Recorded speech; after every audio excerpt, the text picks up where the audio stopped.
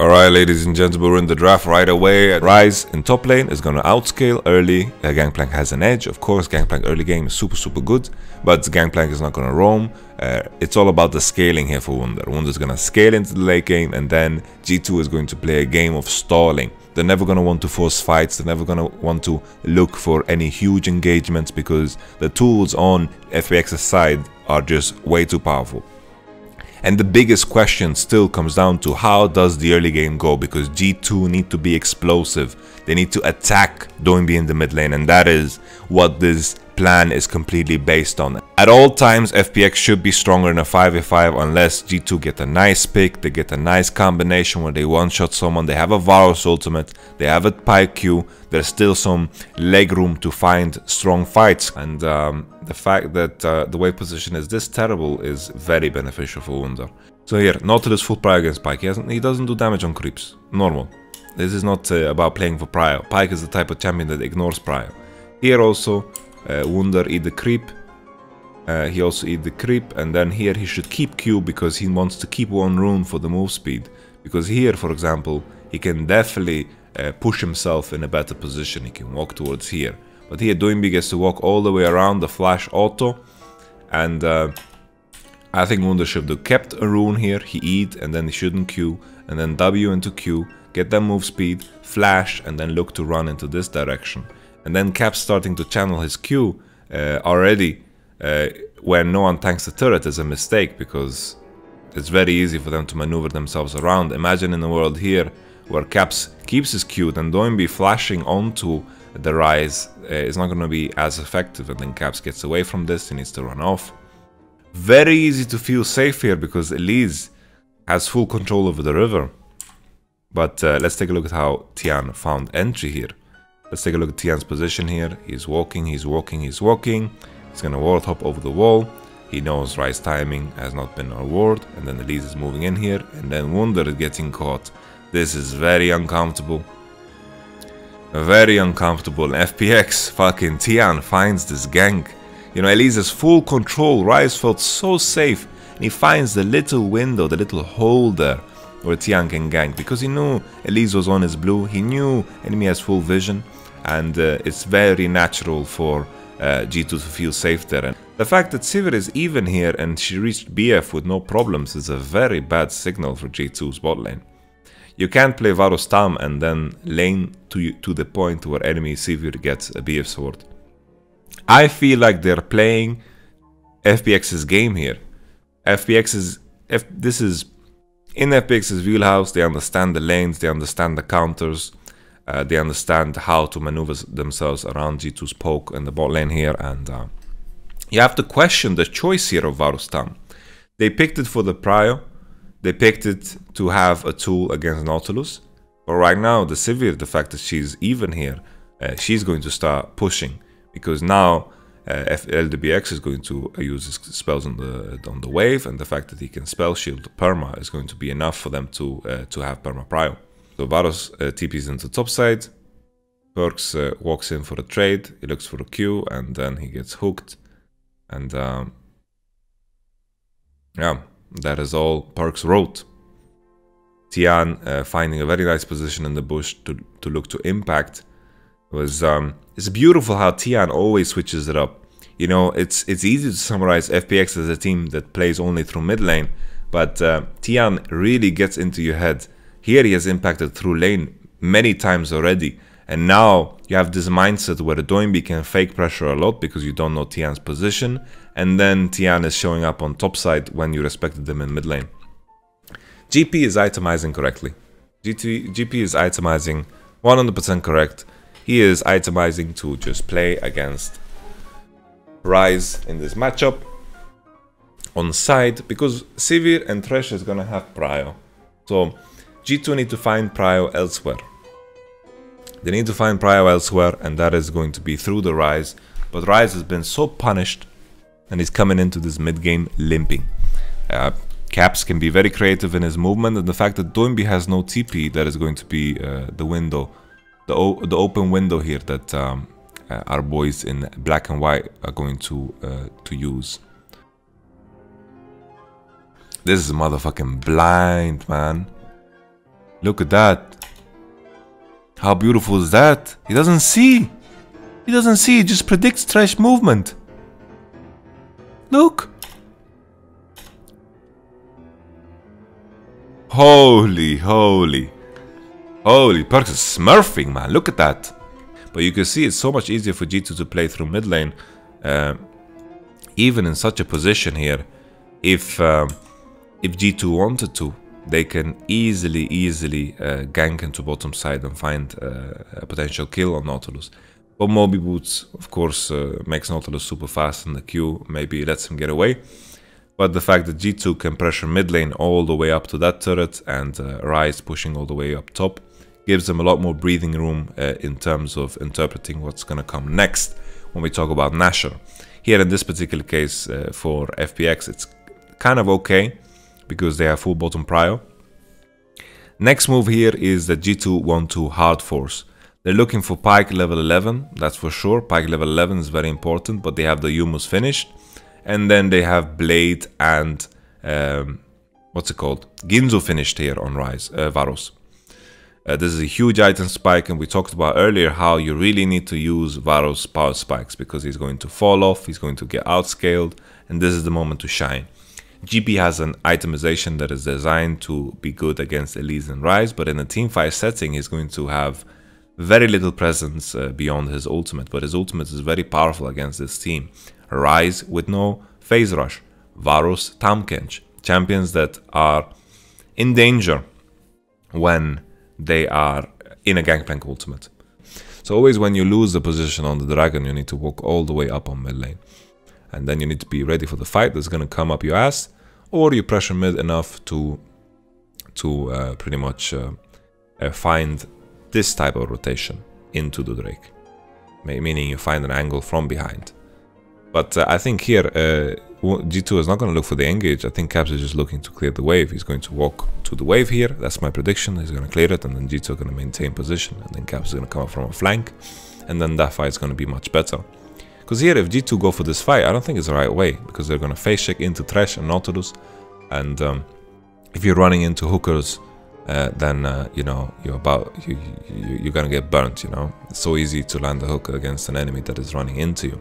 So here, Caps should just clear the wave, and then G2 maintain the position on the Drake, and then force FPX to engage if they want to force this. But FPX's best course of action is not to fight the Infernal. I think they need to go and force Nashor. So we'll just have to see how the decisions play out. But I think the difficulty here with FPX's position is that if they fight on Drake, their position is going to be worse unless they find a pick or a hook, of course. And if they force Nashor, you know, there's Tahm-Kench, there's Pyke mobility, there's a lot of tools here for G2 to find their way to Nashor fast. Even Rise Ultimate is like the best team in the world to do Drake and then show up at Nashor. So here, in the first place, I don't think G2 were expecting FPX to call them out on their bullshit, because here they're walking up so far.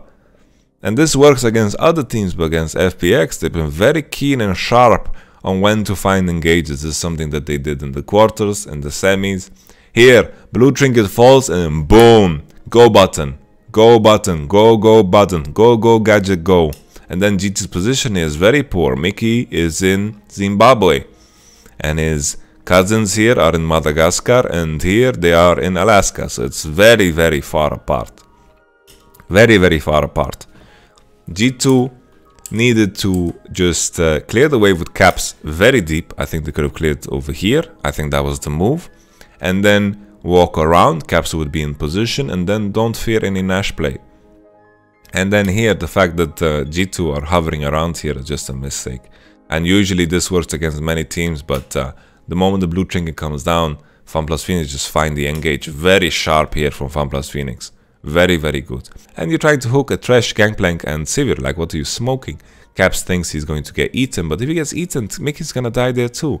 New Tahm-Kench doesn't work in such a way, and then the Nautilus ult lands, and here Wound is doing a lot of damage. You can see that the hook was blocked by the Banshee.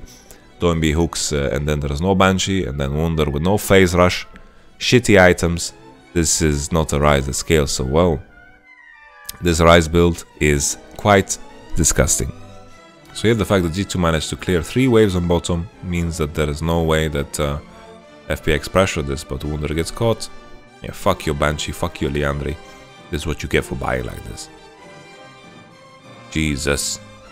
Wunder getting caught again. Like, what is he even doing there? FPX are gonna end. FPX are gonna end. What's Varus gonna do here? 40 minutes into the game. Okay. Pike misses the combo. Crisp flashes. Jankos, very low HP. Perks is fighting for everything that he can. Perks! Can Perks do it? Come on, Perks! And then Tian saved the kick. So to summarize the game, FPX very strong in the early game. Very strong in the early game. The plan that G2 had that I could imagine with this composition didn't work out. Wunder was getting heavily pressured. The TP situation was a misplay from G2, but maybe it would have ended bad anyway. So we compare these two drafts. Kaiser Rakan. Honestly, bottom, I think Gragas Yasuo should win. FPX is going to scale super well on bottom though. And we'll have to see how G2 use this prio on bottom to do anything, because last game bottom was quite inactive. They didn't do much. Perks on Tristana was something that, I mean, caps on Tristana was something that G2 of course banned. G2 banned Tristana when they blind pick Ryze, and Tristana is a good matchup into Ryze. We've seen some Ryze players adapt with an exhaust, for example, but Ryze with no TP makes him inherently a lot worse. Doinby probably going to itemize much better. Either he's going to itemize for mobility, and then eventually into heavy AP items that gives you the best of two worlds. Not some fucking whack G2 caps build or G2 Wunder build, because these builds honestly make me sick. That we've seen so far. Elise should have prio in the early game, and I think Akali, Kled is going to outscale in this matchup. Elise can definitely help that, but then if Kled itemizes Mercury or whatever, all of a sudden it's going to get a lot worse. But Tristana has the option of laning there, so I feel like all across the board G2 has more options in this early game to play into things. They have very, very strong lanes, and FPX don't have similar tools here to roam the same way we've seen in the past. And here you can't send Kled into Tristana mid. That's just not going to happen. It's going to be shit, and that's why Kled has to go top. So here I think FPX are going to be very limited. If Ryze gets prio somehow, of course, then all things are going to be good, but it's going to be difficult against the Tristana. Tristana Elise 2v2 is much better than Ryze, Lee Sin early, and they need to look for level 6 and then one-shot Tristana or something like this, but even that is super, super hard. Tristana is super good into Ryze. It's just that the EW is super predictable, and you can W out always, and you can get away from any type of ganks. You can play aggro. I really like this matchup. Surprised by how little Tristana we saw in this tournament, because I think Tristana is one of the best mid laners in the game. So a lot of high tier picks here for G2. FPX, if they can get to certain breakpoints in their matchups where, for example, Kaiser Rakan don't get punished too hard. Kled is going to start beat Akali in the side lane. Ryze and Lee Sin can reach level 6. Then they have options, but I think G2 definitely, they have the better draft in my eyes. Team fighting is going to be relatively easy for them too. They have engage tools, they can access the back line. Okay. Galio serves a very similar purpose here to Rakan. The lane is slightly better, but the fact that, you know, Yasuo committing, let's see if Yasuo is going to play cleanse this game. Yasuo committing into a Galio is very difficult, and Kaiser Galio, I like it. FPX here managed to bounce the wave a bit too early, and you know, you want to make the wave crash on the cannon wave, so you have a super, super big wave getting into the turret, and that you deny G2 level 2 here. But all of a sudden here in this position, they get level 2 for free, they're very healthy, potion is up, and now they can contest. This is very awkward for FPX, they can't walk up too far. Lee was on bottom side as well, I think they could have stacked this wave better. You want to make the wave bounce on 3, and you have all the time in the world to set it up. Caps is trading HP here for no reason with Tian. He gets queued and then Ryze queues. Actually, the Ryze queue doesn't land. He was just a bit low HP from before. And then Crisp gets entry. It's almost as if Caps doesn't see him here. And then the taunt lands and Tristana gets one-shotted here. One-shotted. And then Mickey goes for Tian to cancel any potential steals. G2 will look for the kill, but this means that FPX get a triple kill. And also the pressure afterwards. So FPX very good at finding opportunities to fight always looking to fight. And they are choosing their moments so good. Here the dragon is doing so much damage and Jankos is already out of the fight. This is FPX taking a 4v5. Because Elise is not a part of this. And then very quickly with Chris' play here, it became a 3v4. So yeah, Caps has flash, he has W. It's very easy to get out of Galio nowadays because you can't W flash. So the fact that Tristana dies so easily is a problem. I think here, if you look at Tristana's play here, maybe if she just fucking commits with her team, like imagine she flashes right here now and they've hit Tian together. This is game winning. Jankos has no smite as well, which is pretty troll, all things considered. But here, if Tristana goes over the wall, I think it's a winning fight for G2, because they would kill Tian and they would kite in one direction and Akali would be here. Get that money. Oh no, G2 playing a dangerous game here. G2. What are you doing, G2? This was a conscious decision, G2, to give up topside. My goodness. I didn't know G2 could be sloppier than they were in the SKT series, but it's getting worse here. It's getting worse. G2 need to wake up. You can't do these mistakes against FPX. They will engage on you. FPX give me those Taipei Assassins vibes. In that tournament, they were so good at pulling the trigger, which was very new back in Season 2. Very new. And here, FPX are kind of winning in the same fashion. They're so good at pulling the trigger, so good at finding those beautiful engages all the time and calling G2 on their bullcrap. So yeah, G2 are looking for the fight. That's the combination. Tristana Yasuo, but this Yasuo, this Doinbi has cloth armor, is tanky, and this is just oh man, Jesus, what the hell, man. Wundu used TP as well. Gingun used TP. But this is absolute destruction, man. FPX with the 4,000 gold lead with the composition that scales so fucking well. This is... Oh! Boy. There's still a little room for my prediction to be right. But right now, FPX looks like the way better team. And G2 keeps biting themselves in the nuts. Because what on earth was this? Doinbi finds it and then... Boom. The W. Prey-seeking missile. LWX, 2 items finished, 14 minutes, man. 2 items finished. And it's so insane when you're playing Kaiser, because you get your upgrades and all of a sudden you become such an OP champion. It's like this champion works like Kane, you know. It's just, you're morphing and you're getting stronger, and the E upgrade and the Q upgrade are just so juicy. When he finishes that Berserker Greaves, Jesus Christ, ding. You know, I was praising G2's draft, but the early game has never been their strong suit.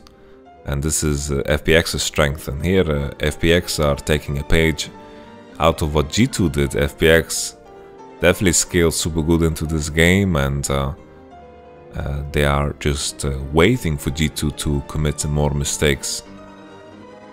So I taught Mickey and Wunder something very special that I'm sure they're still using. Guys, we don't pressure anything. Let's freestyle. And this is them freestyling. Try to find the pick. Didn't happen. Game is pretty fucking lost. Here, G2 have no more damage to pull. And then, you know, Mickey body slams the Rise. Maybe here, if he doesn't body slam the Rise, FPX will be in trouble. Okay.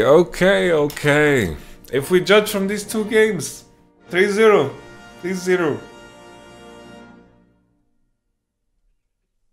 G2 had some good drafts here. And draft was definitely not an issue. There was a lot of creativity, there was room for activity. Guys, we need to aim less, then we're gonna win. Is that something that you can just change up that fast? I don't know, Kevin. I don't know. So yeah, FPX looking like the strong favorite. So early on, of course, they have Prio. Veigar has Prio. Fan plus Phoenix need to snowball this.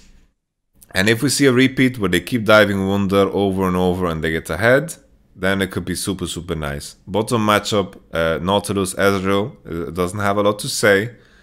Here, the big thing here is that Jankos can create some action here with Jankos, like with his Javan jungle on level 2 already. He can invade, he can look to... actually can't invade. Invade Elysian is too hard, you lose 1v1. He can look to level 2 gank, and he can look to find Prio through this.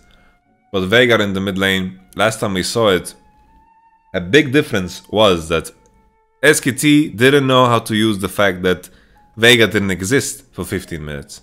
They didn't know how to use Akali to look for dives. They were trying to 2v2 dive top, and then eventually at around 12-minute mark, they dove mid and they lost the game.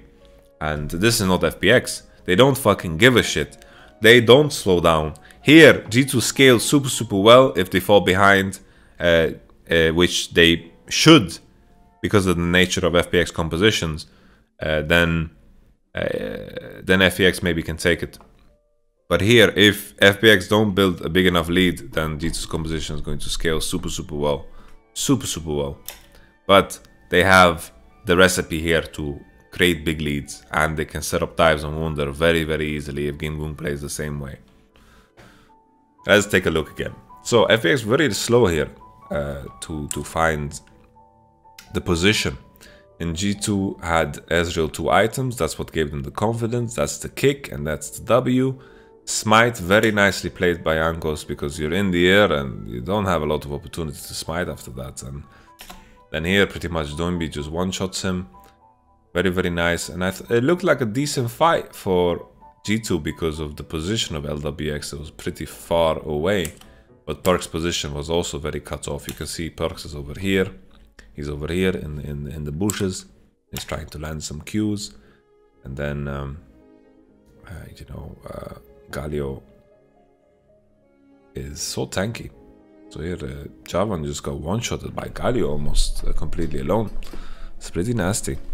G2 was stalling and all is good. LWX is nowhere to be found. Where was LWX? He based through mid lane. And then the TP happened. And they went. FPX looking... This is not as clean as they would like it to be. Here, if Wunder flashes right away, he survives. He survives. So look at that phase rush doing work. Yeah, baby. Phase rush. Phase rush. Phase clan. Phase clan. Let's go. Ooh, getting chunkarooed. No magic mantle, doing a lot of work. Don't be no flash. Don't be no flash. Rise! Rise! Make him remember you. Oh, Mickey tried to do some magic, but this magic gets punished fast. Mickey! Mickey, this is not the time for magic. This is not Disneyland. So Mickey tries to cue the trash like they're doing me in the air, you know, which is, it's rather close. It would have been sick if he nailed it. And this is, you know, if he nailed it, I would be screaming like a little girl, but instead I am talking shit about him because he didn't nail it, and Crisp gets the hook. Boom, look at that. The hook starts to channel. He tries to cover Doimi's back, and then Mickey flew like a little spider monkey. Here Caps is positioning good because all the vision is covered. There's no barrels that can fly, and this barrel lands and then Wunder gets kicked, but it's a 1-for-1. G2 will be very late for this. 5k, 4k, this can be game changing. GP will comes down, 2k HP, Jankos is very late, 1k, 2k, Lee Sin has it, Lee Sin has it. This might not be the best fight for G2. Alright, there's no LWX ult, and G2. Tian finding angles now, coming from behind, but G2 is posturing very far up to make sure that FPX can't pressure much. So what I love about G2 is that the moment someone shows, they make sure that the enemy feels it. They walk up in a good way, and they definitely make it hard for you to finish against them when you have Nashor. Oh my goodness, they knew the position of Tian, no? They knew the position of Tian. Where did he go? Where did he go? They need to think about this for a second. Look, they knew Tian is here. And then, Caps. Look at Mickey fucking missing his Q on the wall as well. Jesus, Mickey. Come on, Mickey. And then Caps walks in a position that makes him such a free target here. Look at him. He's face checking. Tian kicks him and the fight starts so good. So good. Man. And then Tian survives. He's fighting Mark 1 against Mickey. Mickey is trying to go for him, but Perks also kiting a little bit in the wrong direction, walking towards the Zaya. It was a mistake. He needs to walk upwards, and then he's gonna die as well. FPX now with the wave up top, probably gonna break an inhib. LWX just need to fight for this Nash, force a fight. G2 need to look to poke and to stall this Nash as much as possible. The Nash is already on, and Ezreal is not that close. He needs to be the one poking. He needs to be in the position to go, and this is a disaster. This is a disaster. This is a disaster. FPX is gonna 3-0. Oh, Doinby. You madman, Doinby. Caps with a good stopwatch, but it doesn't matter. FPS can maybe look for end. They can look for end. They're pinging. Wonder it's going. Wonder it's jogging. Wonder it's jogging. FPX, his wife. I mean, Doimi's wife. The super creeps are entering. G2, you're done now. You're done now. G2, no. No, G2, you get 3-0. No, G2. Holy shit, man. Holy shit. 3-0. 3-0. Holy shit. 3-0. Oh my god. What? Oh my goodness, man. Holy shit, man. That's gonna be rough for G2, man. First game was a complete fucking throw. Many throws the game 1. Game 2, the dragon fight just fucking sealed the deal because their composition had nothing to bring forward. Then game 3, it feels like they recognized their own strengths and didn't put any emphasis on early. Gave up, and then all of a sudden they reached a point which was good. But then that Nasher trade for that mountain just shifted the game completely again. Wow. And then the fight on top side where Tian finds Caps. Jesus. You have to say Tian's Lee Sin is from fucking space, man. How fucking good did he play, man? He played so well. And Doinby had an amazing time as well this series. I feel like FPX across the board didn't have any glaring weaknesses. You know, Crisp got caught maybe 1, 2, 3 times, but it didn't fucking matter. It really didn't matter. It didn't make any difference in the grand scheme of things. And it puts into perspective, you know, how the entire World Championship is, because you kind of question how good every single team faced along the way here. FPX beat out Fnatic in a very convincing fashion. IG the same way, and now coming into the finals, they stomped the shit out of G2. They stomped the shit out of them. They are very clean macro-wise. They were very punctual and perfect in the way they engaged, honestly. It was absolutely amazing, and for me, what I'm getting as a feel, you know, the feeling I got from FPX in this series, I got Type A Assassins vibes. I don't know if anyone played back in Season 2, any of my viewers, or if they watched the World Championship back then, but it was also the spirit of Type A Assassins playing their own kind of style, where they were very good and sharp in the way they engaged with the Alistar and the Orianna combos, and they were always on the same page, and this is what made FPX stand out above the rest. Their teamwork was sublime, and they were very clean in their play. And this is something that, in a world where SKT is not clean, no other team is clean. FPX is the only clean team at the World Championship, which is crazy to think. You know, they showed some weaknesses in the mid to late game against IG, but IG is very strong there. Regardless of what you think about IG and their performance, they are definitely a good team when it comes to their late game team fights, because they always take them, so they're very practiced. But G2, honestly, I don't think it was a draft issue. I think they had a lot of good ideas in draft. Second game, maybe the draft was too shit. Maybe I was too tunnel visioned on like strong champions that they can play. But here, the fact that Nautilus needs to be banned, Renekton needs to be banned, that's a huge issue. FPX seem to be very, very kind individuals. They seem to be a great team. I've always had a very good impression of Doinby. Whenever we practice against him, he's been a very big inspiration of mine. He's a big inspiration of Jizuke.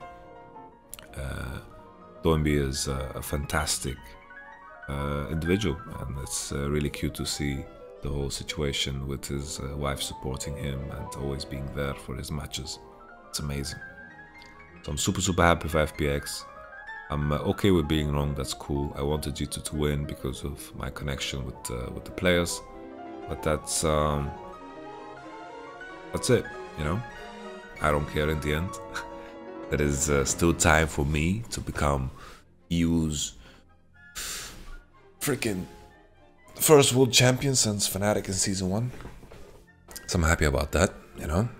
All the best to all of you. Thank you so much for watching. Sorry for the weird voice sometimes. I have slime in my throat and made it rough sometimes to speak. But I'm healthy. Speaking of health, bless you and bless your soul. I wish you all the best. Thank you so much for watching. This was my coverage of the World Championship. I had a lot of fun. Thank you so much for your support. I wish you all the best. Peace.